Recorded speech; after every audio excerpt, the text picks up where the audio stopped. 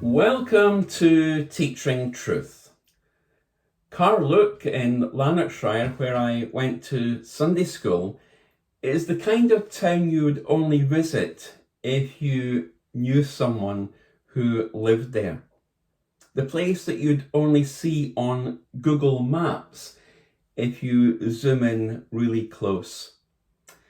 And yet, like Carluke, Nazareth was the kind of town in which the angel Gabriel announced the birth of the Son of God. Nazareth would not have shown up quickly on your map of the day. To get to Nazareth, you would have to bypass Jerusalem, the city of David.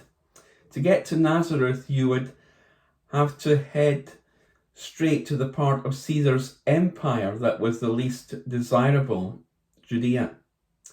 Nazareth was almost a backwater that the first thing Nathanael, who would become a disciple of Jesus, said about Jesus was, "Can anything good come out of Nazareth?"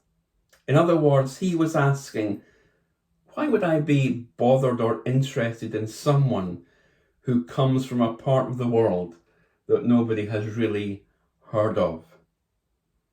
In fact, if we were to rewrite the Christmas story, this is probably where we would edit it. We can't have a hero, as it were, emerge from a place like Nazareth. And yet here we find Act 1, Scene 1, as it were, of the Christmas story. Because here we discover that Gabriel didn't choose to make this announcement to Herod's daughter or a member of the elite Jewish society, but to a poor, illiterate, unimportant Jewish teenage girl in Nazareth by the name of Mary.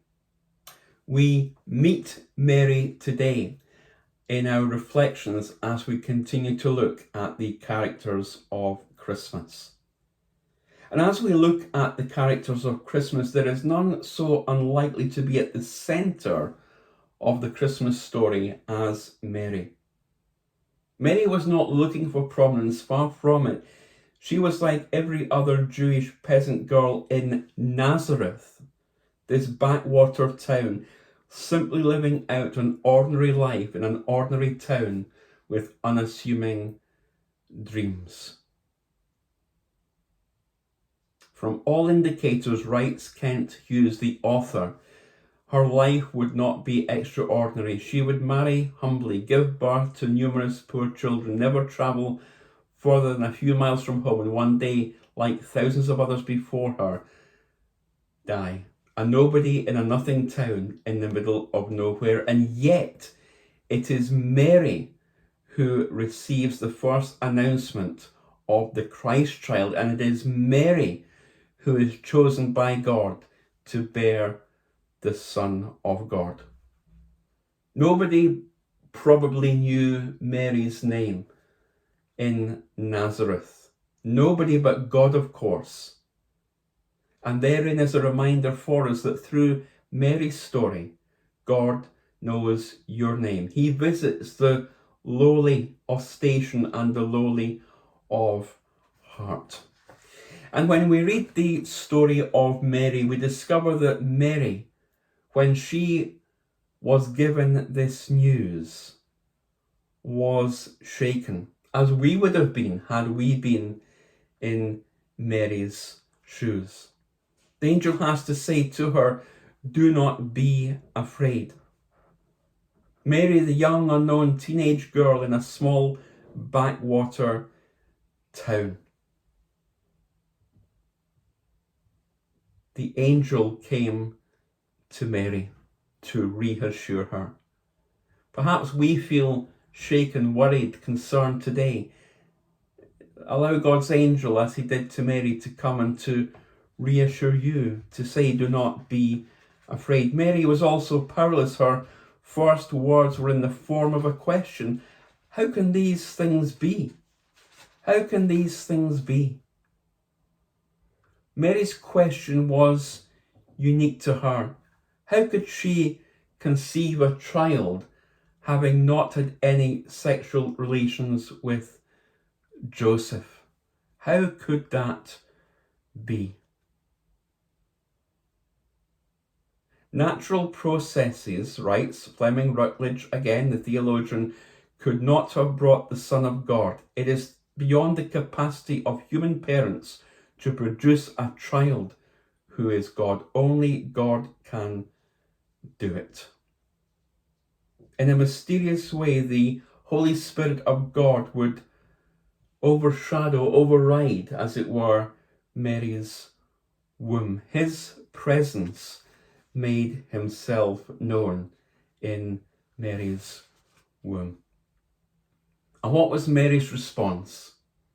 Mary, the humble servant girl, said this, I am the servant of the Lord. Let it be done to me according to your word. Mary said yes to God. Mary was saying yes to bearing the shame of an unwed pregnancy at a time when this would have carried incredible social stigma. Mary was saying yes to raising the Son of God. It's hard enough for any of us to raise a child these days, but imagine the burden of raising Jesus. Mary was saying yes to a lifetime of roller coaster emotions. She'd see her son, her child, her baby feed multitudes, raise people from the dead, and walk on water, but she'd also see him be mocked, jeered, and taunted by many. Mary was saying yes. And so through the Christmas character of Mary, Mary who bore the light of the world within her womb, who gave birth to Jesus Christ, the man who is God, Mary was the girl who said yes. And Mary could only say yes because one day, some 30 years later, her son Jesus would say yes to God. Mary, a humble teenage girl in a backwater town, said yes. And as a result of Mary saying yes, she was able to then become the mother of the Messiah, the light of the world, who was to come. May we, like Mary, say yes to Jesus this Advent and this Christmas. May our words be like those words expressed in the Magnificat of Mary.